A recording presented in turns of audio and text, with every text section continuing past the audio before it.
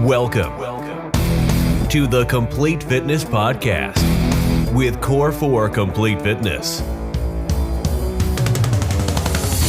Your episode is starting in 3, 2, 1. What's happening, everybody? Hello, welcome to another episode of the Complete Fitness Podcast. This is episode 110. Thank you so much for listening, guys. Today I'm talking about a cool topic, something that is often debated, and that is cardio versus strength training, and where that fits in a weight loss or fat loss facility like at Core 4 Complete Fitness, where the creators of this podcast come at you from. It's obviously more so our background. It's what I've been coaching now for 8 years. It's what Corey's been coaching for before that. He did a lot of personal training where he was doing, maybe a little more lifting and less circuit training, which is what we do, HIIT style training. We've made many a podcast on why HIIT style, as far as working those intervals, are beneficial for you. That's not what this is going to be about. This is simply about strength, meaning lifting something heavy, versus cardio, meaning keeping and elevating your heart rate. Now, whether that means doing a bunch of burpees or something like that, or doing like a workout where you're going to pair 200-meter run with some thrusters and some pull-ups, which really get your heart rate going, versus just a long distance run, versus like a rowing machine or a ski machine, treadmills, all the different things and the benefits that they may bring. So let's get right into it. As always, from the top, check in with yourself. I hope you're doing okay. My household just battled through COVID for the first time. Somehow, just about 3 years down the line, it found its way to us. Me and my wife have not gotten it, throughout the whole course of the pandemic, but we got it. It was brutal for about a day, 2 days. For me personally, I got, the fever, the head stuff. I was nauseous, had just a horrible headache for about 2 days. And then it pretty much subsided. Now I just have this head congestion. It's the most subtle head congestion I've ever had in my life. It's just enough to be annoying, just enough to throw off how things taste and smell, but not enough to like limit my breathing, or I'm not all snotty. I'm not coughing. I had a cough for like a day, but a very weird illness in my time, in my 30 years on this earth, experiencing COVID for the first time. For me, it was that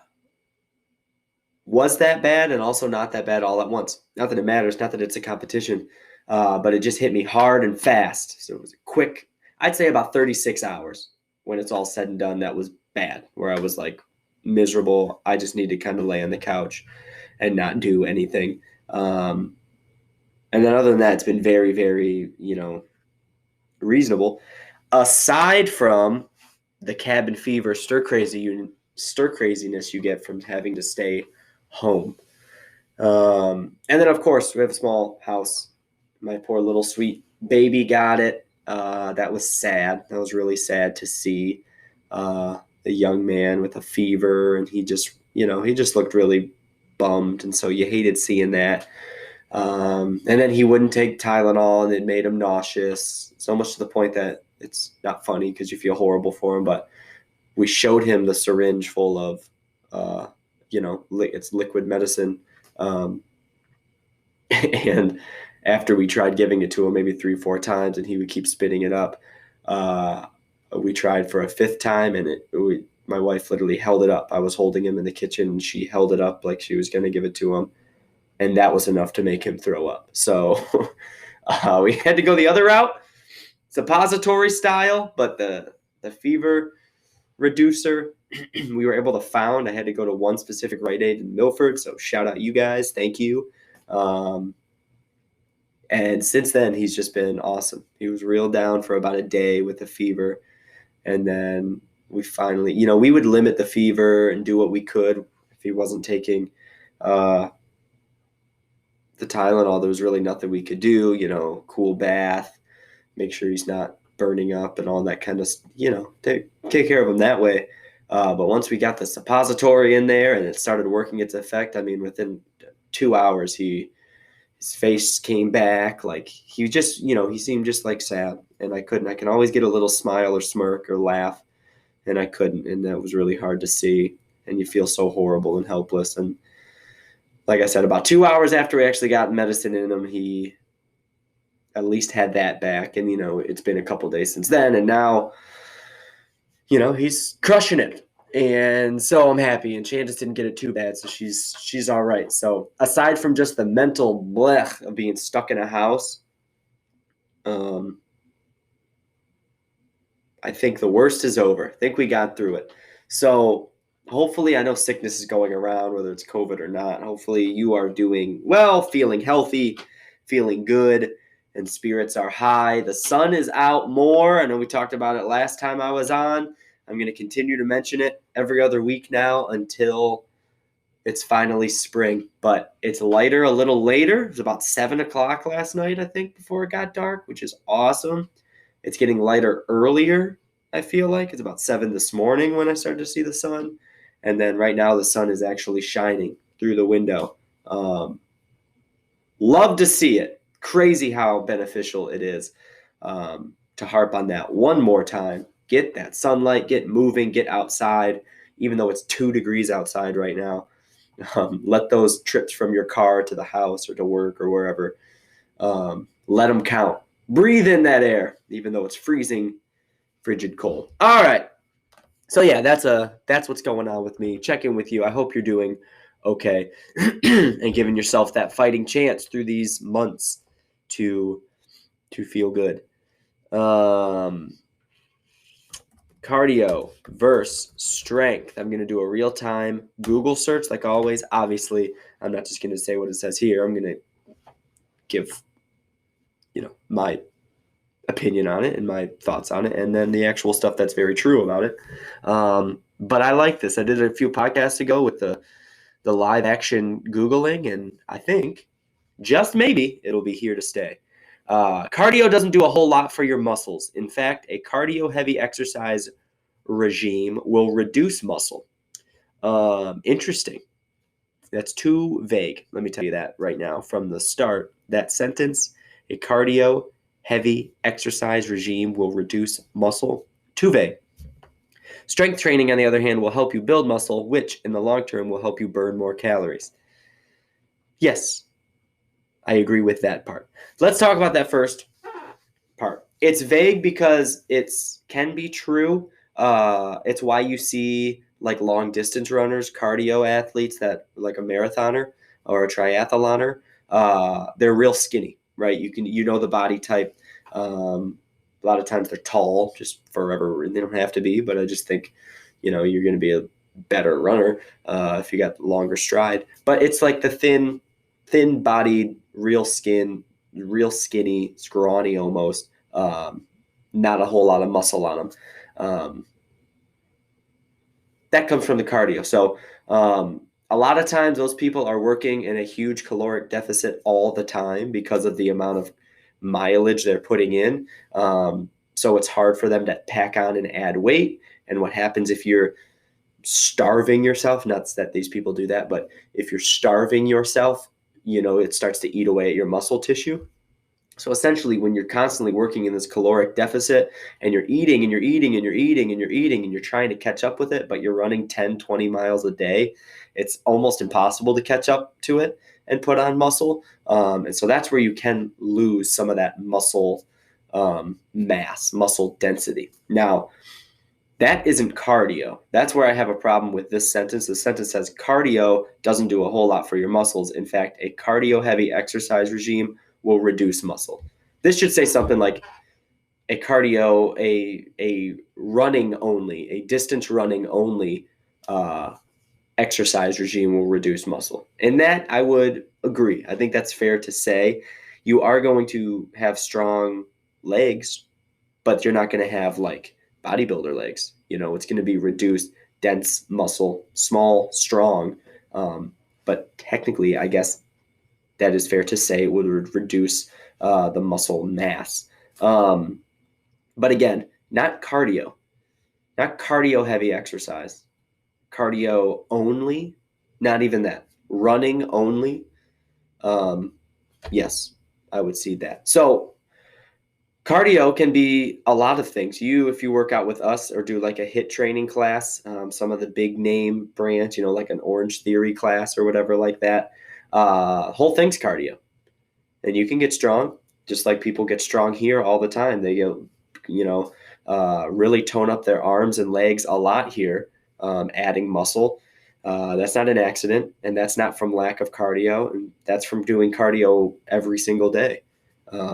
Every one of our workouts, your heart rate's going to get up. Some more so than others. Some are more focused on just cardio. Some are more focused on just strength. But all of them, your heart rate is elevated and it's sustained for the 20, 30 minutes that we're moving. And so that is a cardio heavy exercise regime. No? Yeah, it's what you do. It's what you're training. So that way it's false. For example, you could lift. I just did this workout not too long ago. It's a famous in the CrossFit world. It's called Diane, and it's 21 deadlifts, 21 handstand push-ups, then 15, 15, 9, 9 as fast as you can. You tell me that's not cardio, you're crazy. Yet it's also a lot of strength. I'm going to be building muscle. I'll do a lot of shoulders from the handstand push-ups, a lot of the posterior chain from deadlifts, while also getting cardio in, right? So to say a cardio heavy thing you're not going to get muscle is absolutely false.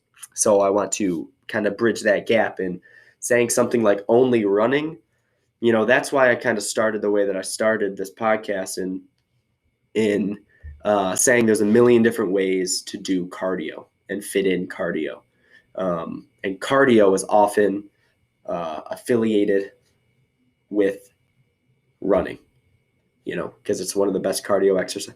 It's kind of like the thing that says if you live in Michigan, then you live in the United States. But if you live in the United States, it doesn't mean you live in Michigan. Same type of thing. If you're running, you're doing cardio. But if you're doing cardio, it doesn't mean you're running. There's millions of different ways to do it. And so yeah, let's see what else. What was the second half of this? Strength training, on the other hand, will help you build muscle, which in the long term can help you burn more calories. What does that mean, Evan? Well, the more muscle you put on, the more weight you have to build, and the more muscle breakdown you have, so the more calories you're going to be burning. Simple as that. What's best for weight loss? Give me a second while this Women's Health magazine article loads.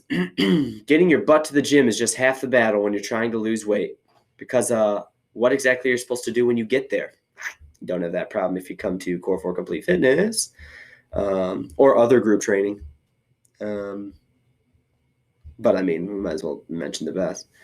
Yes, absolutely. That's where, again, HIIT workouts come in handy. No surprise. I like this article. Thanks, Women's Health. I agree with it. The answer in a nutshell is both. Because cardio, guys,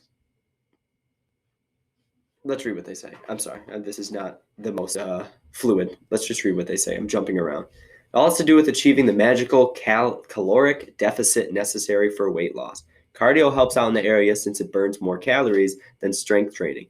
You can get a high heart rate, heavy breathing, and sweat for that. Okay. As for the type of cardio you should make your go-to, Tamir says interval, so we don't have to go to the actual name. It says interval. Okay, she's just talking about HIIT training. So it's a blend of both. Okay. Strength training helps you build muscle, which takes up less space than fat, says Tamir. The outcome is less inches on your body, which might mean a smaller pant size. Oh, that's an interesting take. So she's saying, finally got there. Sorry, that took so long. That's what you watch or listen to this podcast for, right? Just to watch me read. Might be the worst thing ever. She says, this Tamir woman in this Women's Health article says that Strength training, excuse me. The only reason it benefits you is because it's going to make you tone and going to make you lose inches, but it's not going to affect your weight. Interesting. There's flaws to that sentence, of course, because it's not a perfect science where with the break even, and as you gain muscle, it weighs more than fat. You know that rule, as they always say. It's less surface area than fat.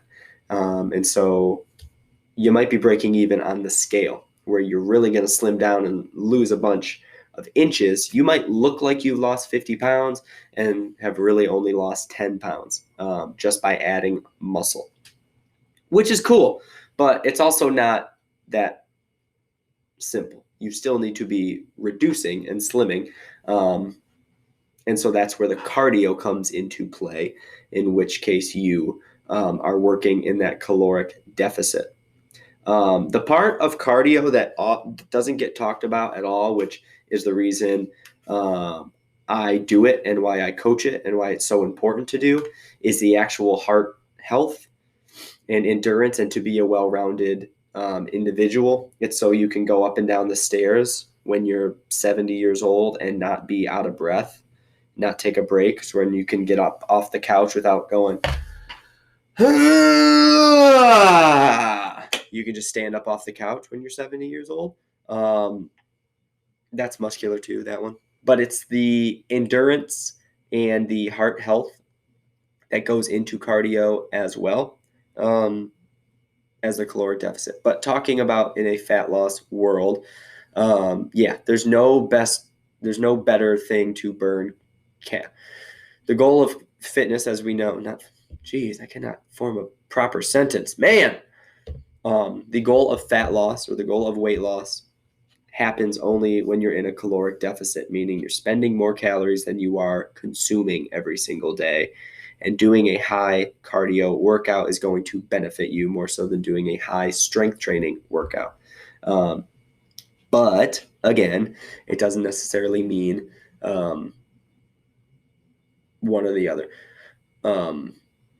Finding a combination of both is the answer. I think if you are somebody who doesn't love cardio and the idea of like running or burpees or pull-ups and doing all of this stuff is really, really daunting to you, you should start with some strength training and start getting that under your belt and understanding and knowing and getting the feeling of fatigue, right? So you can do pull-ups, for example, and you can do 100 pull-ups as fast as you can, or you can do 100 pull-ups as slow as you can.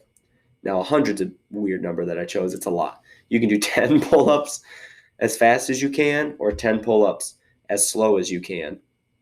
And your heart rate's going to be doing totally different things, right? So that's when you get into that cardio world. So if just simply working out is plenty of a challenge, I would say start it with a slow route. That way you're working on muscle breakdown, still going to get a good workout. But you got to know at the end of the day, you're not going to be burning as much calories as ripping through 10 pull-ups in 20 seconds. You know what I mean? So that's why certain things like, and back from my experience in my world of fitness and the CrossFit arena, is you might have a workout that's 5 rounds of a 250 meter row, 10 pull-ups and 15 push-ups, let's say, for an example. And your goal is to do that as fast as you can. So if you get it done in 5 minutes, you get it done in 5 minutes. And that's a crazy cardio workout.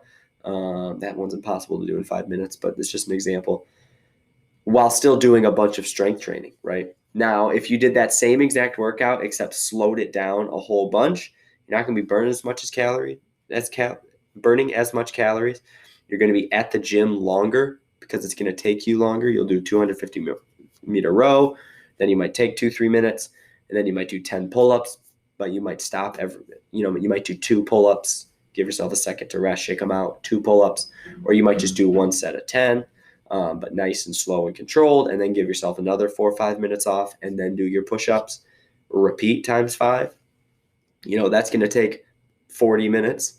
Or if you're trying to do it as fast as you can, heart rate's really going to get up there and you're going to get all of that done within whatever, 15, 16 minutes. So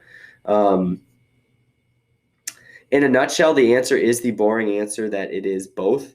But I think it's important to think about what is challenging when going to the gym. If you're somebody that getting your heart rate is just getting your heart rate up is just a super uncomfortable, challenging feeling, and you're going to think that's what stresses you out when going to the gym is I don't want to feel like I'm going to pass out or feel like I'm going to throw up or not be able to control my breathing.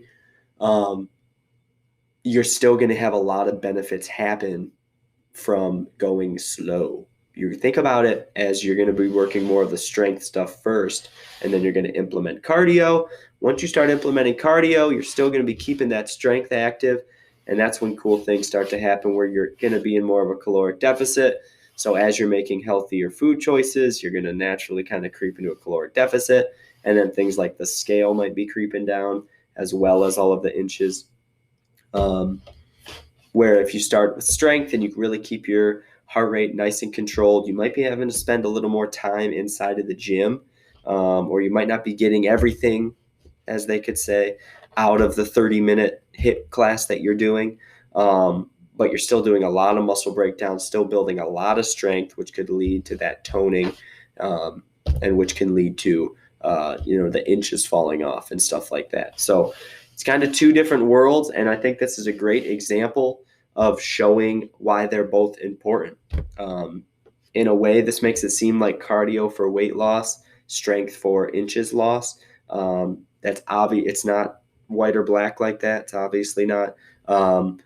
But I think in the grand scheme, if you're somebody who's new to fitness and wants to get into it, that's a great way to not get discouraged, because it's easy to drop into a HIIT class. Everyone's flying around you, going as fast as you can. You feel like somebody grabbed you by the collar of your t-shirt and threw you around a room for 25 minutes and then it's done. And then you're just defeated and you go home and you're super sore and you never want to come back. It's a good way to kind of go, okay, I'm going to work on strength. I'm going to get the feel for this. I'm still going to be benefiting myself. I'm still going to be working on those inches. And then once I get that feeling down, I know what it's like to be sore and tired.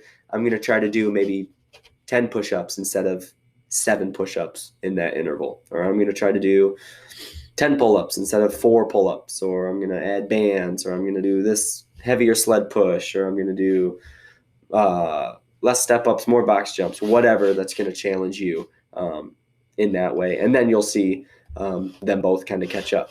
Or you would be somebody, like I've kind of always been the person that's been more cardio comfortable, where I'd much rather just get my heart rate up than like strength train.